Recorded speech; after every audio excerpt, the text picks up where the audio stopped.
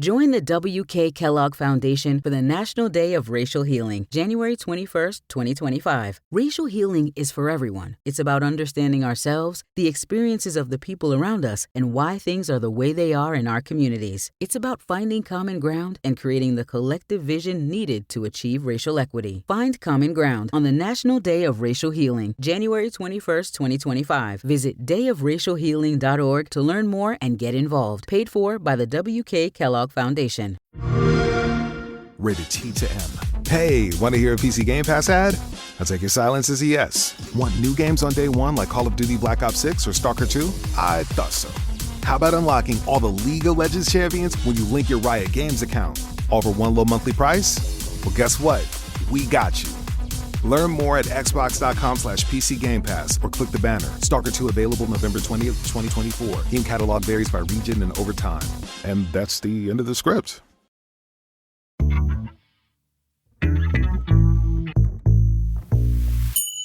In 2023, nearly half of childless adults under 50 didn't want kids. That was a 10-point jump from 5 years earlier, according to Pew Research Center. In that time, the public conversation about having kids has felt dominated by conservative voices. Whether it's Elon Musk, who has at least 12 children with 3 different partners, and called the birth decline, quote, one of the biggest risks to civilization, or J.D. Vance, who seems to have a particular disdain for the childless. Is that we're effectively run in this country via the Democrats, via our corporate oligarchs, by a bunch of childless cat ladies who are miserable at their own lives and the choices that they've made, and so they want to make the rest of the country miserable too. And it's just a basic fact. You look at Kamala Harris, Pete Buttigieg, AOC, the entire future of the Democrats is controlled by people without children. And how does it... As a result of all this, I've seen many on the left begin to disengage from caring about this issue at all.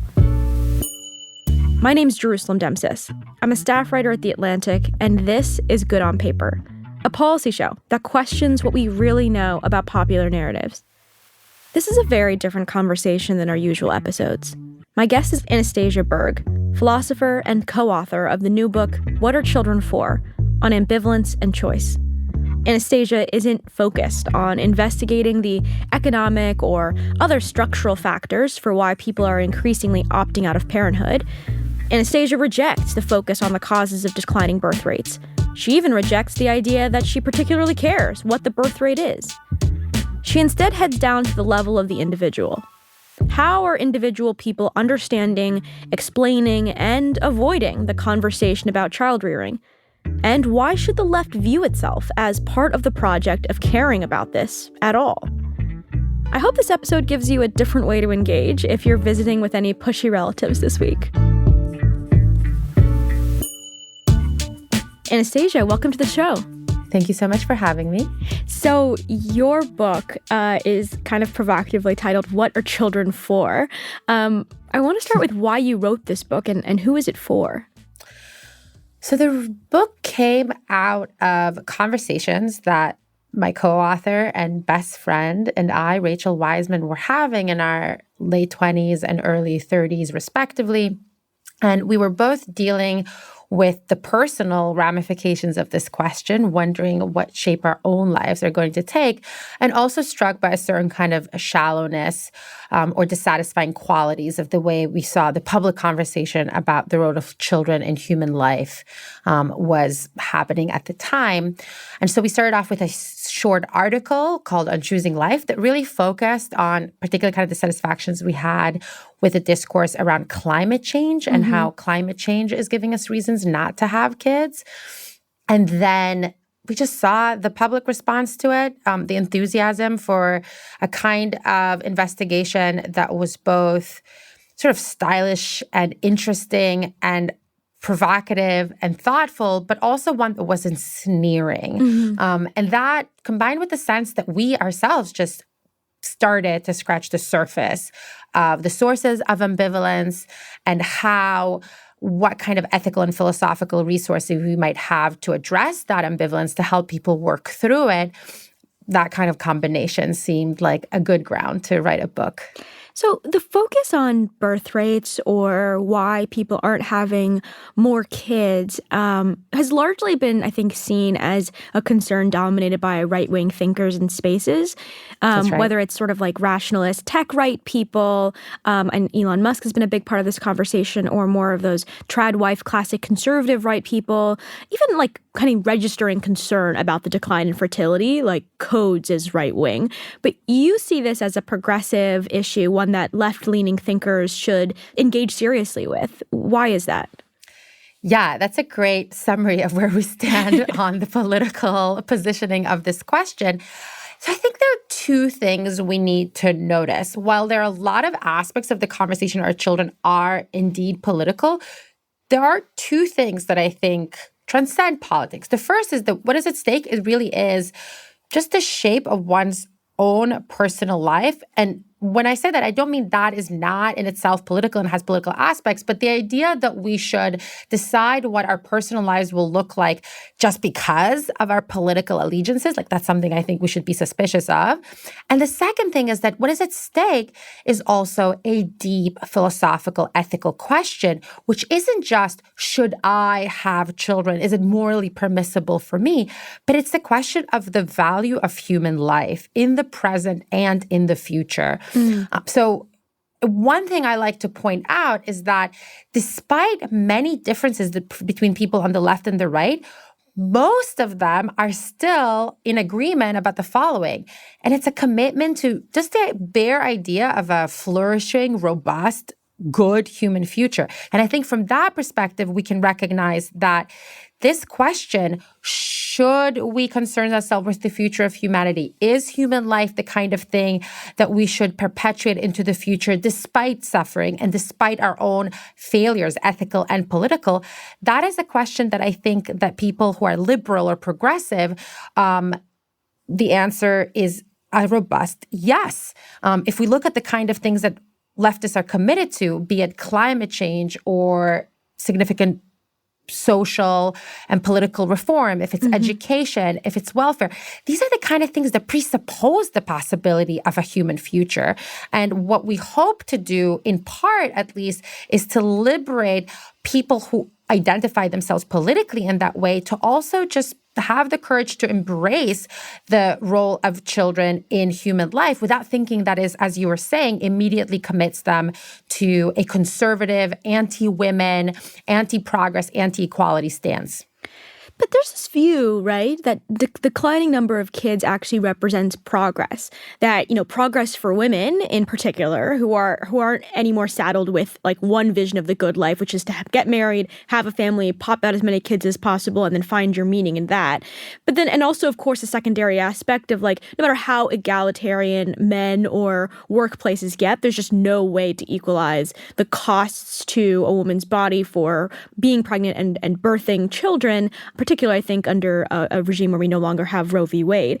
And people have often seen this as a narrative of progress. And of course, we see these sorts of correlations between highly educated groups and declining birth rates. So why isn't this just a standard story of progress? Like, why don't you see this as just another step in feminism, liberating women from having to consign themselves to motherhood?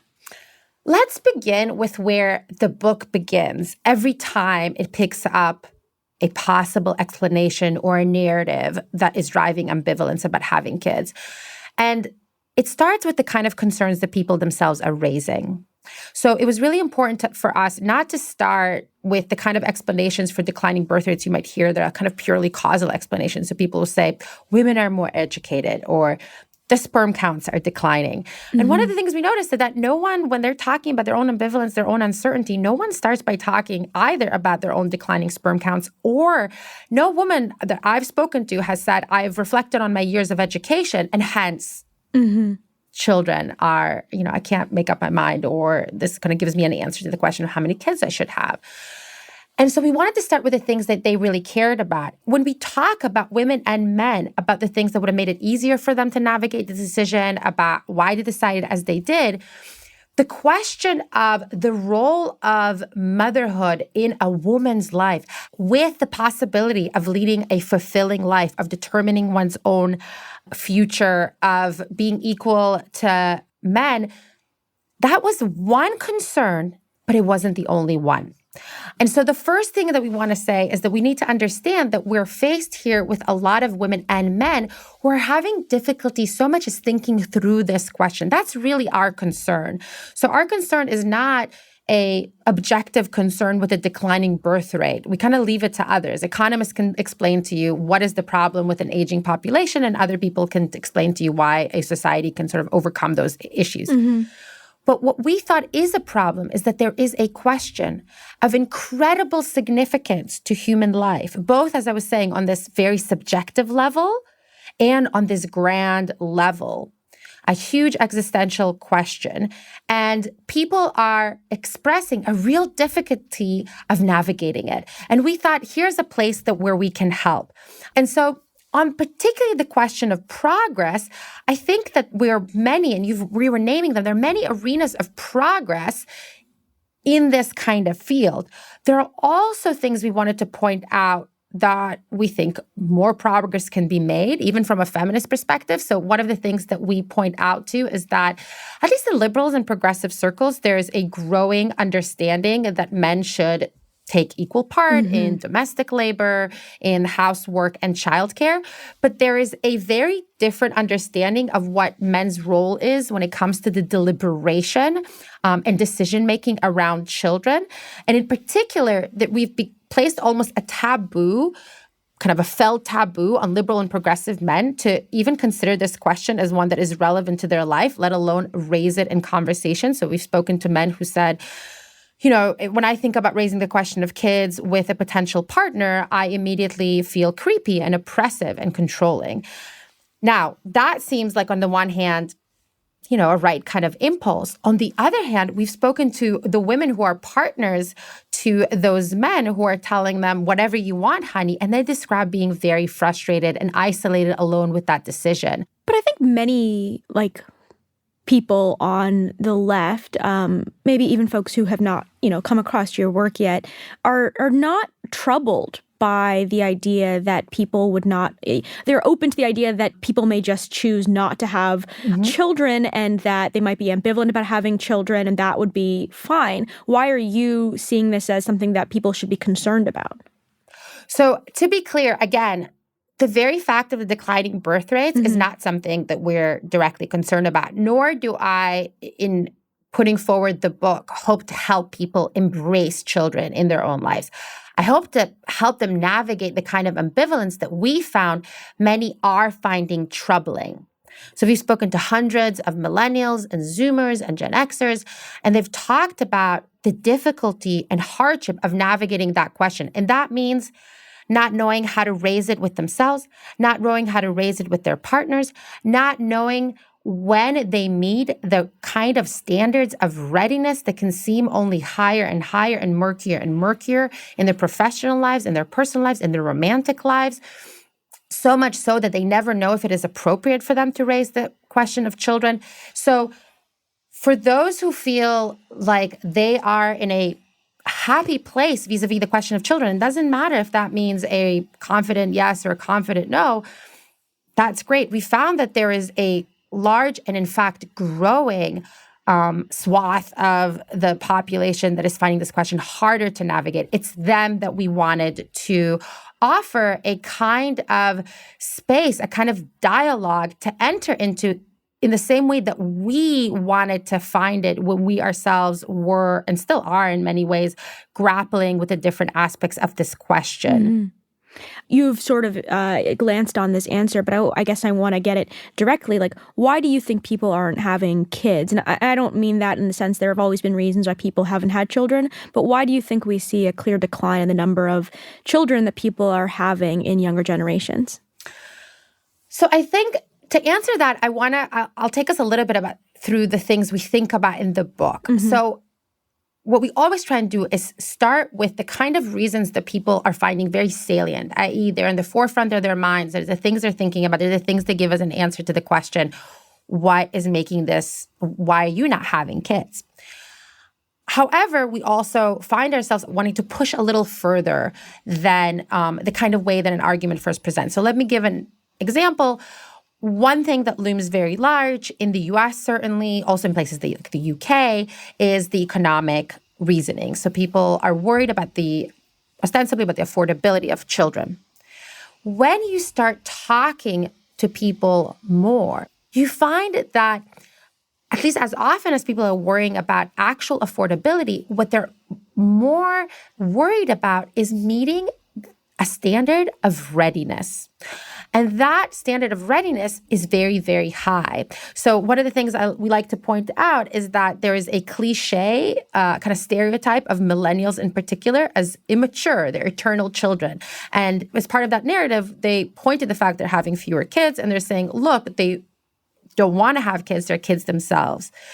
Against that, we want to point precisely to what I was talking about a second ago, which is the fact that they hold themselves to such high standards of maturity, of success and readiness, suggesting that in a way that almost too mature as opposed to immature. And we see that across different aspects of their life. So we see that in their financial and professional self of sense. We see them in their personal growth. So the idea that my 20s have to be about self-exploration and self-fulfillment. And only when I've accomplished all of that, only when I am myself, only when I am sufficiently psychologically kind of come to my own self, can I think about having children. The same thing happens romantically. People are postponing the milestones of relationship and are holding their relationship to very high standards of readiness, of stability and security before they so much as think about having kids. I mention all of these because I think one of the phenomena that we're not thinking about seriously enough is not so much how any one of these explanations drive someone to make a kind of very intentional decision. Okay, I've considered my options. I've decided not to have kids. That happens. People certainly do that.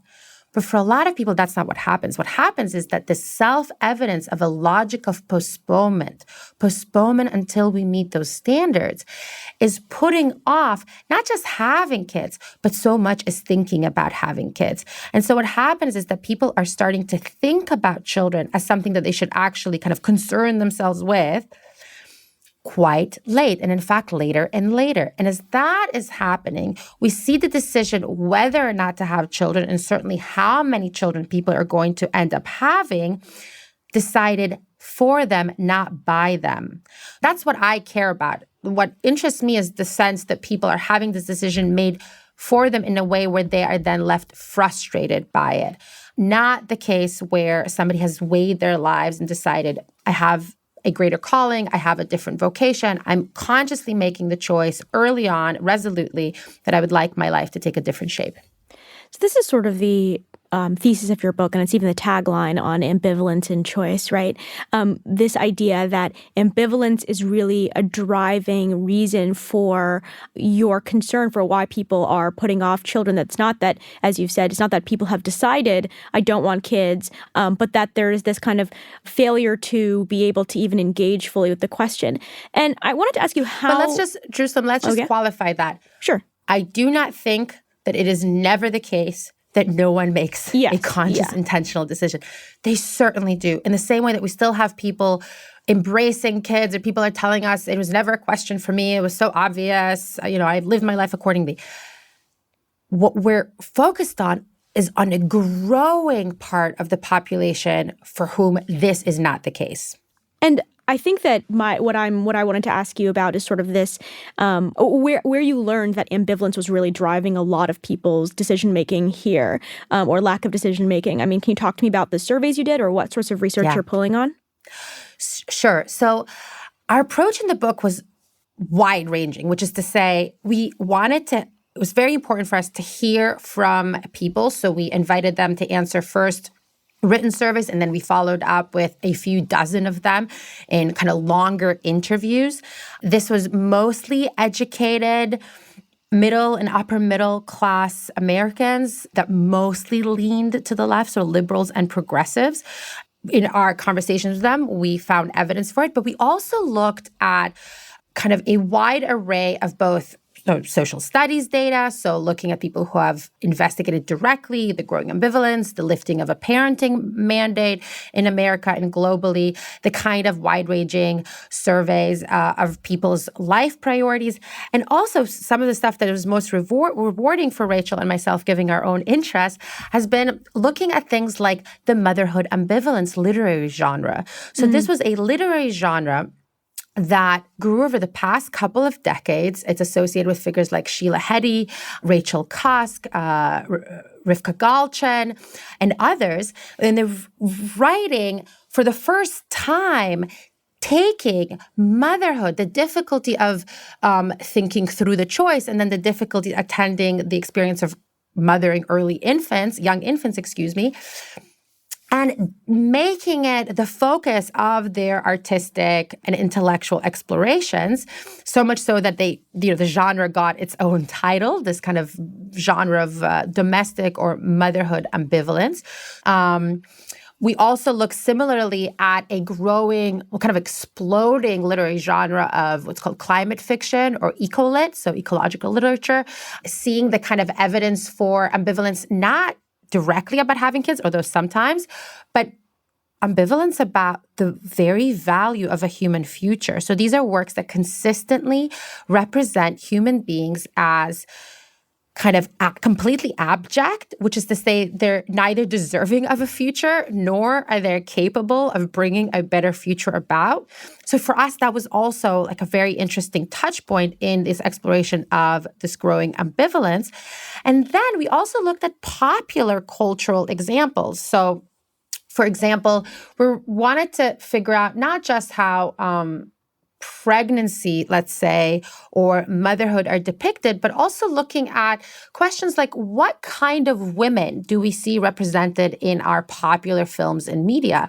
And in that context, we point out that if until recently women would play the roles of the second fiddle, they would be the mother and the wife and the secretary. We now have them taking center stage. They're protagonists of their own dramas and action and comedy. However, it is remarkable how rarely those protagonists are mothers. So whether or not they're the stoners of Broad City or they're political operatives like Scandal and House of Cards, or they're spies in Homeland, or they're superheroes, you can be anything you want to be as a woman if you just kind of watch the TV for the message, unless you try to be a mother.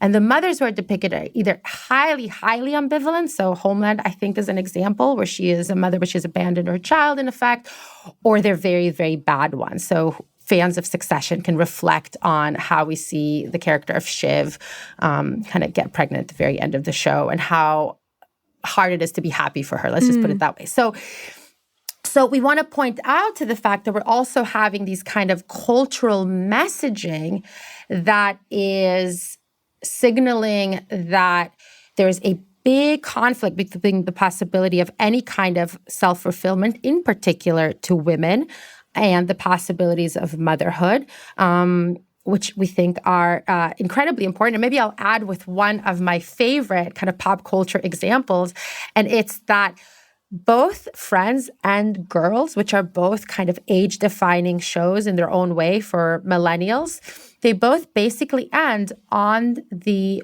trope of an unexpected pregnancy. So in Friends, it's Rachel almost at the end of the show. In Girls, it's Hannah having an unexpected pregnancy. And the minute she gives birth, the show ends. And they suggest two things that I think are representative of a big mood in our culture. And it's the first is that once you have a child, our interest in you as an adult ends in a way that is particularly threatening to women. So your life as an intellectual, creative, socially exciting person that we would have an interest in, that's over for you. And secondly, I think that the fact that it's an unexpected but embraced pregnancy speaks to the anxiety of choice. I think there is such a fantasy. I don't think it speaks to like some direct wish for everyone to get accidentally pregnant. I don't want to suggest that. I do think it speaks to a kind of indulged in fantasy of maybe this could just be decided for me. After the break, Anastasia helps us figure out if the choice to have kids can ever be a rational enterprise. Join the W.K. Kellogg Foundation for the National Day of Racial Healing, January 21st, 2025. Racial healing is for everyone. It's about understanding ourselves, the experiences of the people around us, and why things are the way they are in our communities. It's about finding common ground and creating the collective vision needed to achieve racial equity. Find common ground on the National Day of Racial Healing, January 21st, 2025. Visit dayofracialhealing.org to learn more and get involved. Paid for by the W.K. Kellogg Foundation. I'm Jerusalem Demsis, host of Good on Paper. I'm here to tell you why you should consider giving an Atlantic subscription this holiday. I like to think of my work as rooted in skepticism. When everyone seems too confident in a popular narrative, or something just seems off about a piece of conventional wisdom, I start asking questions. At The Atlantic, investigation is the norm. We challenge our assumptions in search of the truth in all of its complexity. It's a spirit that you can share with someone special when you give a gift today at theatlantic.com/podgift. That's theatlantic.com/PODGIFT. Thanks.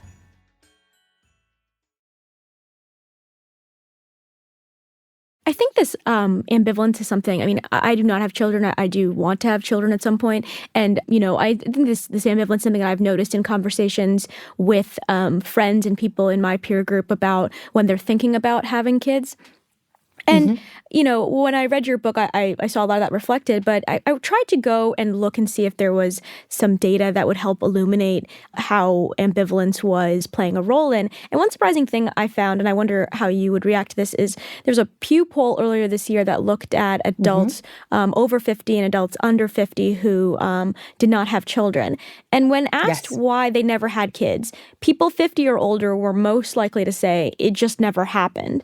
But for those under 50, they say pretty clearly that they just don't want to, or they want to focus on other things, or they list specific concerns about the world, affordability, or the environment.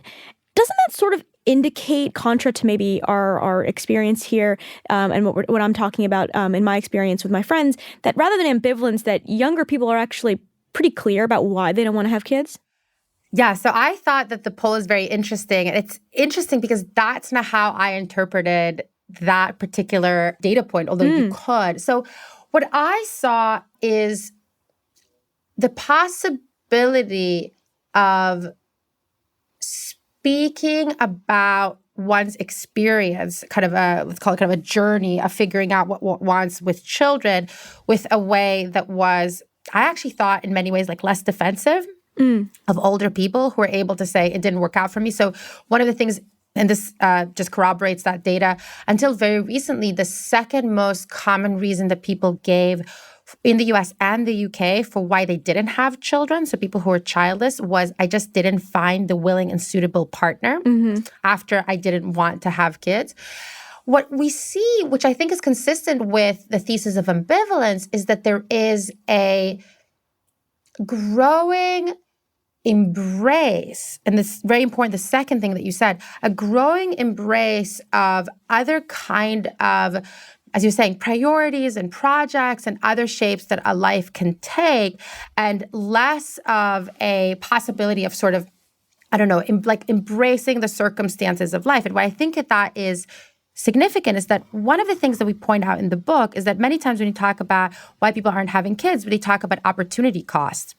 So until not very recently, people thought of themselves essentially intergenerationally, and they thought of children as something that belonged to the very framework of human life. So we can think of it a moment, maybe it's a moment that's eroding itself, but the way college featured in the lives of many, say, Americans. So it's the kind of thing that you do no matter what it will take from you. Yeah. Maybe it'll be easy. Maybe you'll have to take on incredible, crippling amounts of debt, but you're going to go for it. And that's what children were. It wasn't the thing that you put this question mark over and you weigh against your other project, you weigh against your other goals.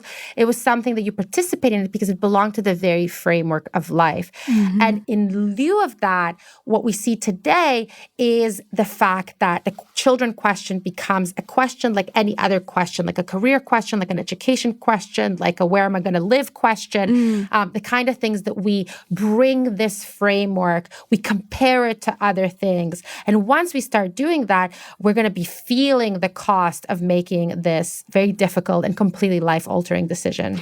What that raises for me, though, is why is that bad? Why is ambivalence about having children bad? So put it this way. The very fact that this is a kind of question that's going to be very hard to navigate, it's going to bring up a lot of things. A person's going to want to consider many, many things before jumping into it. None of that is bad. The bit that seems bad is the bit where that ambivalence becomes debilitating, where because it's so hard to navigate on the one hand, and because there's a kind of celebration of the ambivalence for its own sake, as if that's the sophisticated position to take. If I'm intellectually and professionally and artistically ambitious, if I have those kind of aspirations, then being unsure about kids is almost how I'm supposed to be responding to this question. When we combine these things, what we find is a kind of unhappiness, not the unhappiness of the proverbial childless cat lady. That's not what we're talking about. We're talking about is the unhappiness of feeling, I don't know how to start thinking about this question. I don't feel comfortable raising it with my partner. That is a huge problem, I think. I don't feel that there are the kind of public resources to navigate this question because anything that I find when I look for them is conservative and reactionary. So I think that is the problem. The very fact, which is why, when we thought about the subtitles or how to talk about the book, every time somebody said, well, do you want to talk about overcoming ambivalence? I said, well, I don't want to, ambivalence is worthwhile. You're ambivalent about overcoming ambivalence. I am ambivalent about the ambivalence. And one of the things I like to remind us is actually the original meaning of ambivalence. So ambivalence, kind of originally in psychoanalysis, it meant the ability to have opposing kind of feelings about one and the same object, so positive and negative. I think today when we talk about ambivalence, a lot of times what we really mean and refer to is a kind of negativity. It's like a courage of negativity.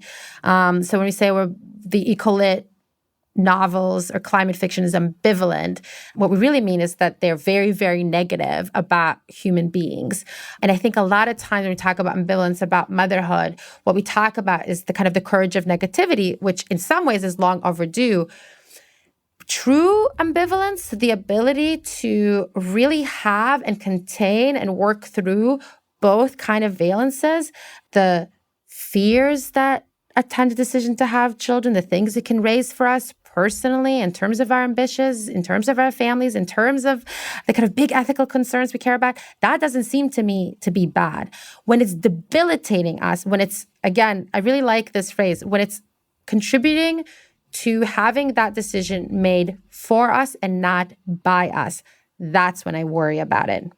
And you view your project with your co-author as being trying to kind of lift the ambivalence so that people can make a decision, so they can actually engage fully with this question about whether or not they should have children on their own.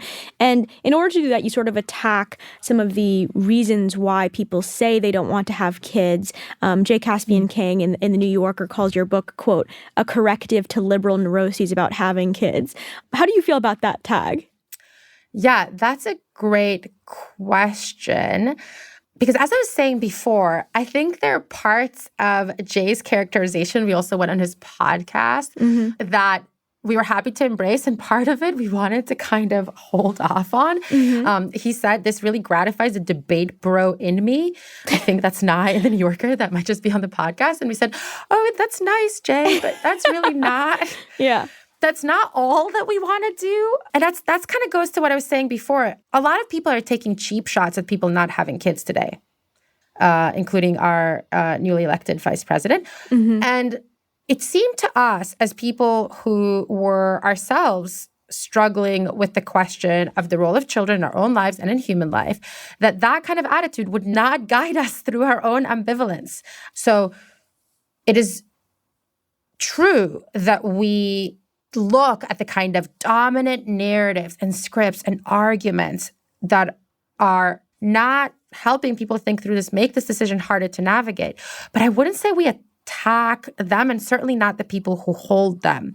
And in fact, what we often do is allow people to, I think, productively move through them. So notice, again, I'll recall an example and use a new one. When I was talking about the financial concern, the point isn't to just say, well, look, by the way, the Nordic countries, look at them. Every material hurdle to having children has been lifted. They're not having kids. End of story. So whatever people are saying when they're talking about finances must just be bad faith and that's it. No, I don't think it's just bad faith. I think those concerns are looming very large for people. What we wanted to understand is why and how. What we found was, as I was saying, a concern with a kind of ideal, a mirage perhaps, of sufficient readiness that was underlying what often presented itself as just kind of talk of money. The mirage is that I can ever be so rich, so successful that I would be completely confident in my child to have children. That is the potential mirage, because just because a standard could be so high that we'll never know if we've ever reached it. And so why did those standards change? I think that's a great question. The reason why it's hard to answer is because we see it across very different arenas of life. Like I was saying before, people, when they think of their own personal development, they're thinking, I need to be very mature, very stable. It's kind of jokes around adulting. So I'm not there yet. We see that in romantic relationships. So the idea that we have to be in a relationship for a very, very long time before we ever progress to the next stage. So people are taking longer to vet potential partners, taking longer to go exclusive, taking longer to introduce them to their parents, taking longer to move in, to get the pet, to get the child. So how to explain the change? More locally, we can think about the kind of upheavals that the millennial generation in particular had undergone. It does seem to be very much the case that there is a myth of readiness that we certainly didn't see before that I think is truer and more interesting than the kind of dithering, immature, millennial caricature that we're used to. Well, one of the big concerns, and this is, as you mentioned, what really kicked off your decision to write this book, is this idea that people are afraid of bringing children into the world because of climate change, that they're worried about the idea that you are consigning your kids to a world where it's unclear how their stability will look like, whether that's literally the changes that will occur with weather, whether it's floods or droughts or hurricanes or whatever it is, but also just that there's tons of costs that children may add to the planet by increasing pollution. You cite one person saying that, this is a good reason that people can proffer, but it's hiding their actual underlying ambivalence. Why isn't that by itself a reason that you find credible that many people are using to not have kids? Again, I definitely don't characterize anything through the paradigm of they're hiding one explanation with another. And that's really important to emphasize. What we do is we quote a kind of academic ecological activist who studied the decision processes of people who are environmentalists vis-a-vis the decision to have kids. And what he found was that for those for whom children were a positive prospect, they're leaning towards kids, they will talk about climate change as a reason to have children. They'll say, I'm having children so I can raise people who are responsible vis-a-vis the environment. And people who are leaning against having children will cite the environment as a reason not to have children along the lines that you mentioned. And moreover, they consistently said that they will then emphasize that reason of their deliberations in order to affect positive change around them. That doesn't seem to me as something to be sneered at, and I wouldn't call that as hiding. I would call that as trying to use your personal choice to have these larger ramifications to show other people that the damages of climate change, the cost that it exacts from us, are not something in the distant future. It's something that is happening right here and right now. Briefly, the reason why we think that that is the case for most people is because that all the data, both are kind of more local and qualitative conversations, as well as large surveys of how people are ordering their preferences and how much is climate change figuring in their procreative choices, as of yet, climate change is not featuring as a significant driver of the decision to have kids or have fewer children. Although, of course, there wasn't a month that would go by without us being able to find in the New York Times an op-ed along the lines of, can I have children given climate change? So it was very much the way that the public conversation was framed, but it just wasn't what was, and still isn't, what is driving the personal deliberative choices. So one implication of your book, I think, is that ambivalence can sort of be cured by more rumination. When Rachel in the intro asks her mother about how she decided to have a family, her mother responds, quote, "I always knew, it was never even a question." And to me, I mean, part of what your book is trying to do is it's kind of trying to help you shed some of these mirages around whether you could ever be ready financially to have a kid, or this idea that, you know, climate change necessitates you not having children. But is it really a rational enterprise whether or not people choose to have children? That's a fantastic question. So the way I think about our project is as one that can actually do something quite limited. Does it have anything to say about what is the shape that your own life should take? No. I hope the book can show people that for most people, it is the case that they are, in fact, committed to the possibility of a good human future. And as such, that might be something they want to contribute to directly in some way. But what way you do that, that's up to a person to navigate. As for how to navigate that choice, I do have something to say about that, but we don't say it in the book, which is I'm a big pluralist as to the actual personal reasons for people to have children. And the reason I am is not just because I'm generally a pluralist and it's a very personal, fraught decision you shouldn't judge people about. These are all good reasons to be a pluralist, but that's not why I'm a pluralist here. It's because one thing that you can realize without having kids, but having a child really, that this is one thing it really brings home. And it's the fact that whatever it is that you're thinking you're doing it for, whatever you're trying to get out of it, whatever was your motivating reason, having a child can never be reduced to that. So maybe you did it because you really like the company of kids, but no matter how much you like the company of kids, Parenthood is going to confront you with a lot of things that are not just the joys of the company of children. Maybe this is your vanity project. You wanted the child to do everything that you never could do. Well, no matter how many times that child succeeds in doing that, parenting is never reducible to the vanity project inherent, kind of that one can find in having a child. And I think that's true for anything. You wanted a pension plan.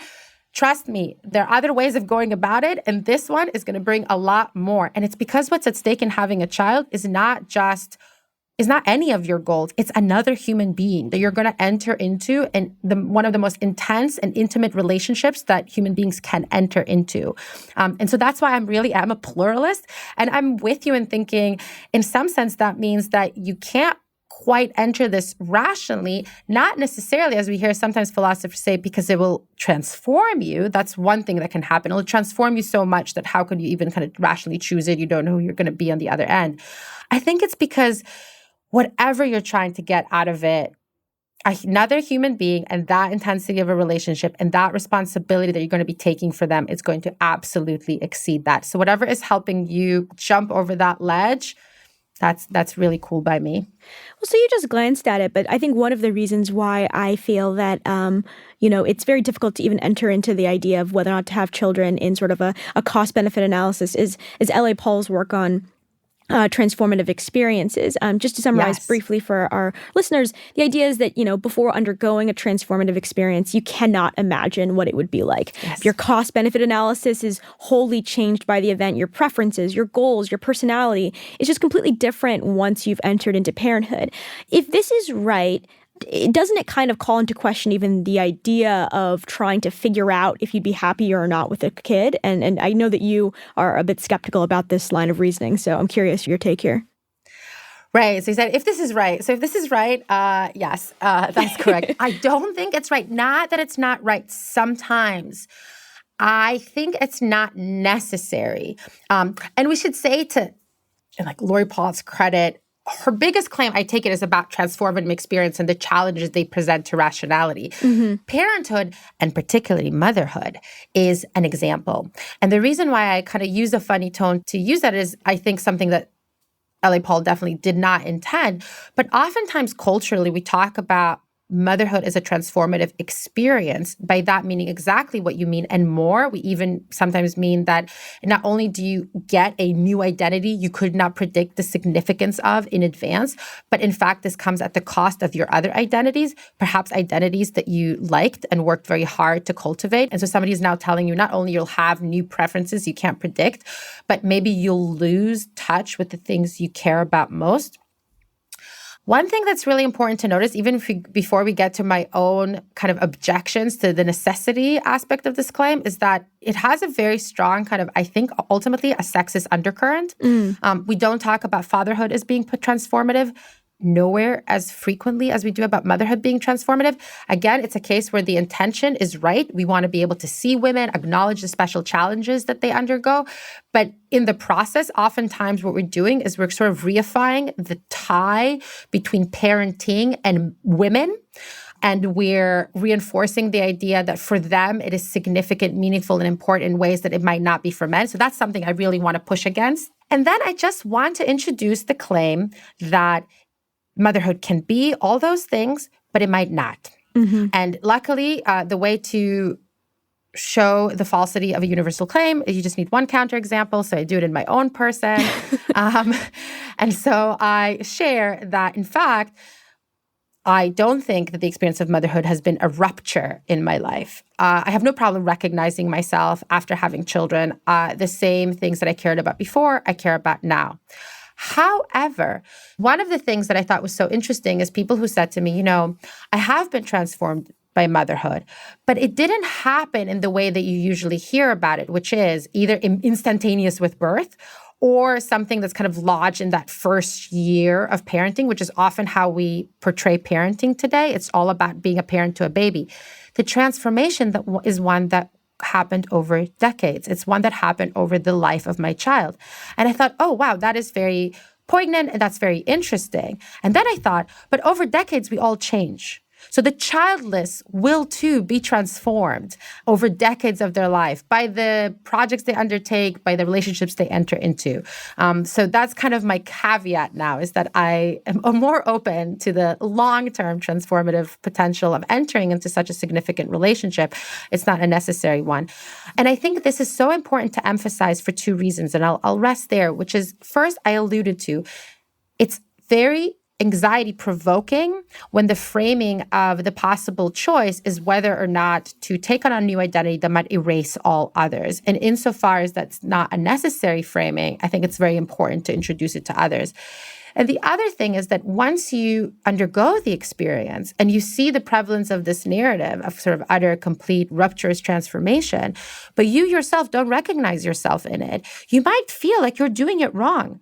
And in looking at responses to the book, it has been really interesting and, I admit, gratifying to hear from other women who are mothers.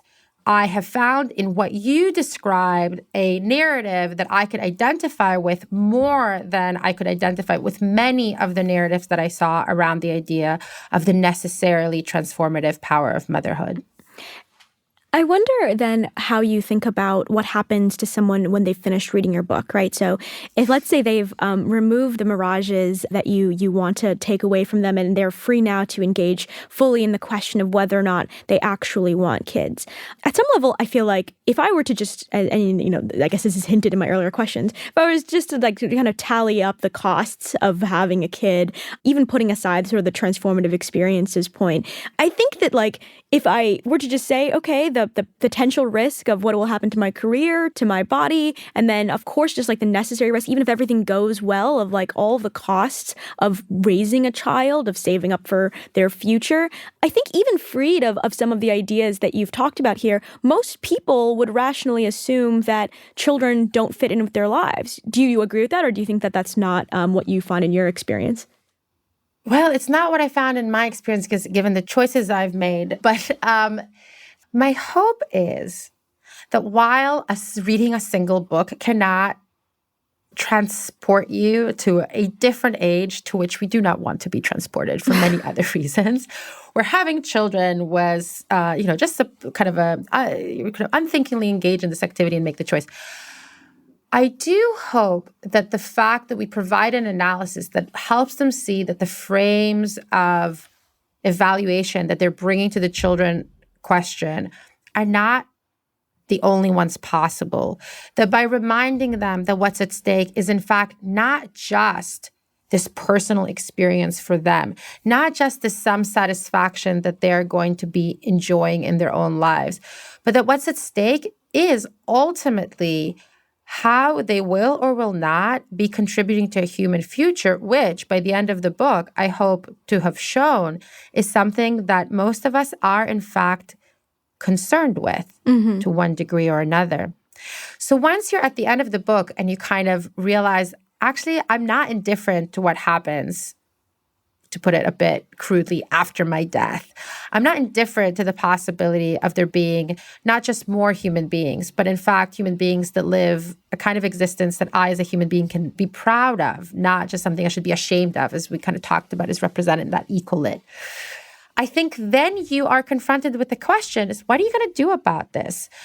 How are you going to be contributing to that future? This is vague because, as I said, this is not a book for somebody who wants at the end of it. I got recently a question about a decision procedure. There is no decision procedure that we can offer you by the end of which you'll be like, oh yes, okay, I see now. It makes sense for me to have kids. In fact, I would put things strongly than you did. I think considering the kind of risks a person takes on themselves in having a child, which just to kind of remind all of us listening to this conversation is every possible horrible, bad, and tragic thing that can happen to you can happen to your child. And then bringing a child into the world, you're becoming that much more vulnerable. Like for every child, you're becoming vulnerable in another person. I think it never makes sense if what we think about making sense is this kind of weighing of pros and cons or an instrumental calculation of how to increase satisfaction or minimize risk.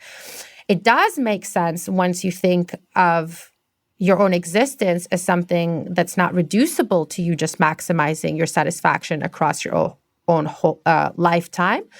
And I think the book helps you recover a sense of that perspective and raises that question for you, and how you're going to answer it is up to you. Although it is a conversation that one-on-one I do love having, so people can reach out to me for heart-to-hearts about what shape their own lives should take. Well, that's a great part to go to our last and final question. Yes. What is something that you once thought was a good idea but ended up only being good on paper? I really wanted to answer this by saying having children, but just in the sense of like, I love my children. I stand behind my choices. I wanted to use the question, though, to say basically like what we were just talking about, which is that the considerations of the book, those lifting of norms, those reminding us of different perspective, reorienting us to the fact that what's at stake is the future of humanity. All those things can only get you so far. And the nitty-gritty reality, not of, I don't know, the diapers and the crying, right, that we see, as I was saying, we see parenting today represented just through infancy, but of the whole arc of the life of a parent. And in particular, the one thing I think is truly universal in parenting, this is my big controversial claim, is that nothing is universal in parenting. You don't necessarily become a better person. Only some people do. You don't necessarily relive your happy childhood. Only some people do, et cetera, et cetera. What's universal is that you become inalienably vulnerable to the risks, pains, sufferings, and tragedies that can befall another human being.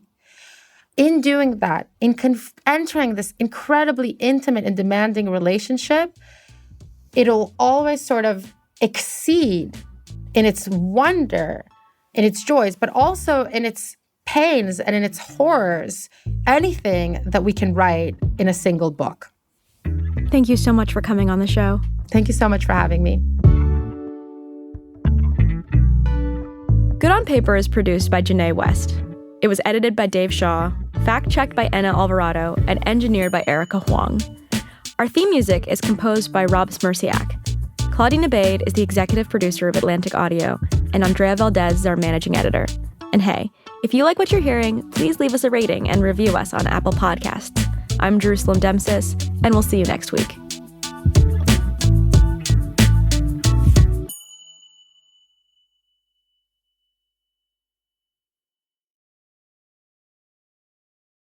Join the W.K. Kellogg Foundation for the National Day of Racial Healing, January 21st, 2025. Racism shapes all our lives, no matter who you are or what you look like. It is not simply about who we like or dislike. It's about who has a fair shot at opportunities to live the life they want and who ends up left behind. Yet racial healing is about changing things for the better. The experience takes place on a personal level and in your community. It helps us understand ourselves a bit better, learn about the experiences of the people around us, and explore why things are the way they are in our communities. Racial healing is for everyone, and it all starts with a conversation, a space to create common ground on the road to achieving racial equity. Join us in finding common ground on the National Day of Racial Healing, January 21st, 2025. Visit dayofracialhealing.org to learn more and get involved. Paid for by the W.K. Kellogg Foundation.